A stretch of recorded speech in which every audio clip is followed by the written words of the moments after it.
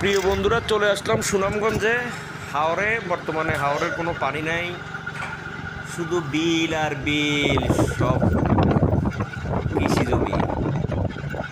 পরিবেশটা সত্যি অনেক সুন্দর, দেখতে ভালোই লাগতেছে। একটু অন্যরকম একটা ফিলিংস। এই ফিলিংসে মনে পড়ে যাচ্ছে অনেক কিছু, কিন্তু কিছু বলার নাই। বন্ধু, হতাশা নিয়ে বেঁচে থাকা যায় না, তাই মাঝে মাঝে একটু ঘোরাঘুরি করতে হয়, একটু সৌন্দর্য উপভোগ করতে হয়, দেশকে ভালোবাসতে হয়, দেশের মানুষকে ভালোবাসতে হয়, গ্রাম অঞ্চল দেখতে হয়, হাওর দেখতে হয়। সেই টানাটানে চলে আসলাম সুনামগঞ্জে। দেখতে থাকুন সুনামগঞ্জের প্রাকৃতিক সৌন্দর্য, নীল আকাশ, বিস্তৃত এক মরু প্রান্তর। কতই না সুন্দর অপূর্ব